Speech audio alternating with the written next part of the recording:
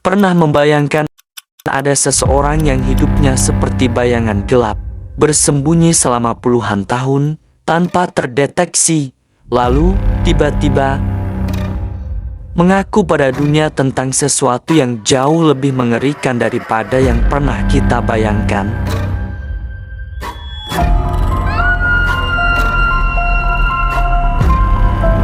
Ini bukan fiksi, ini bukan film horor. Ini adalah kisah nyata dari salah satu pembunuh berantai paling produktif dalam sejarah Amerika Serikat.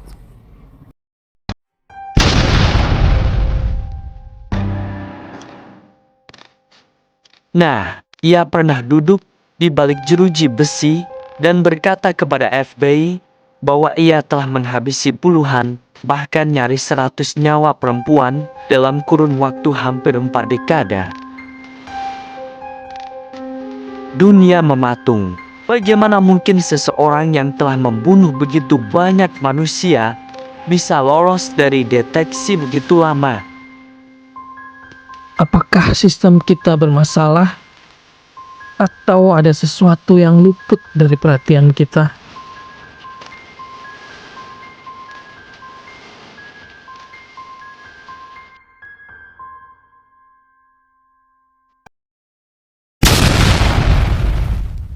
Namanya Samuel Little atau dalam catatan resmi, Samuel McDowell. Ia bukan kriminal biasa. Usianya saat pengakuan itu mencapai 78 tahun ketika FBI menelusuri kembali jejak kelamnya. Sudahkah kau siap menjelajahi pikirannya? Bayangkan Amerika Serikat dari tahun 1970 hingga ke 2005. 35 tahun, 5 generasi musik rap berubah. Dunia kehilangan dan menemukan kembali dirinya.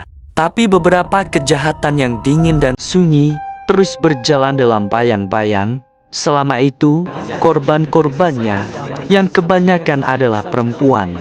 Banyak di antaranya berada di pinggiran masyarakat, perempuan yang sering dianggap tak berdaya, tak terlihat dalam statistik kriminal biasa.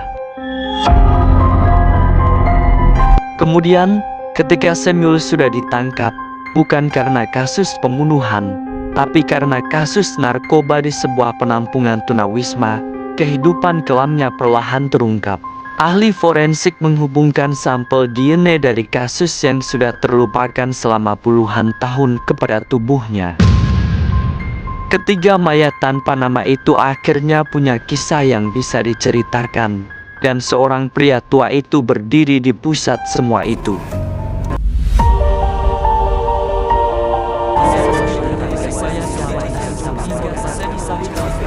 Dan inilah yang membuat dunia meringis. Setelah mendekam beberapa tahun di penjara untuk kasus narkoba dan pembunuhan dalam salah satu persidangannya, Samuel Little mengaku telah membunuh lebih dari 90 orang perempuan dengan caranya yang brutal, dengan momen-momen yang tak terhitung, dari satu negara bagian ke negara bagian lain, dari pantai ke pantai. FBI, dengan feature program analisis kriminal mereka mencoba mencocokkan setiap pengakuan itu dengan bukti. Hingga saat ini, puluhan kasus telah dikonfirmasi, namun lusinan lainnya masih menjadi misteri, menunggu jawaban. Bayangkan peta hitam Amerika Serikat, titik demi titik, mewakili nyawa yang pergi, tanpa pernah dimengerti sepenuhnya, sebelum Samuel mulai berbicara. Titik yang sebelumnya hanya catatan cold case, kini bersinar dalam peta kejahatan paling mengerikan abad ini.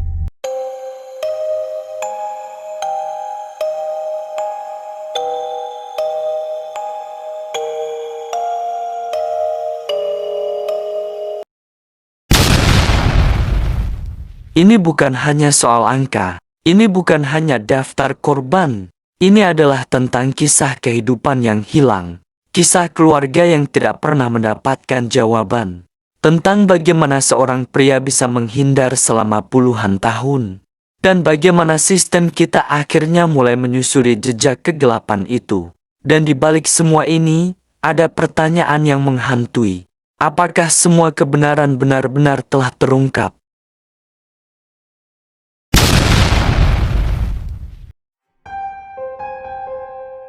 Bayangkan seorang pembunuh berbahaya hidup bebas selama puluhan tahun, tidak pernah terdeteksi karena korban-korbannya dari dunia prostitusi, tunawisma, dan dari kalangan yang dianggap tidak penting. Orang itu membunuh dengan kejam, memperkosa, menganiaya, dari kota ke kota, dari negara ke negara, dan orang itu baru bicara ketika usianya hampir 80 tahun karena kesehatannya menurun. Pria ini bukan pembunuh berantai yang cerdas, bukan jenius, bukan psikopat seperti di film-film. Ia terlihat seperti orang tua biasa, dan justru karena itulah ia tidak pernah dicurigai. Ironisnya, Samuel tertangkap bukan karena pembunuhan, tapi karena kasus kecil. Dan di dalam penjara, ketika tubuhnya mulai rapuh, ketika hidupnya hampir selesai, ia mulai bicara, menggambar sketsa korbannya satu persatu. Ia menyebutkan nama kota, tahun, dan cara ia mengeksekusi. Bukan dengan emosi, bukan dengan penyesalan, tapi seperti seseorang yang sedang mengingat perjalanan hidupnya. Pertanyaannya, berapa banyak kasus serupa yang tidak pernah terungkap karena korbannya tidak dianggap penting?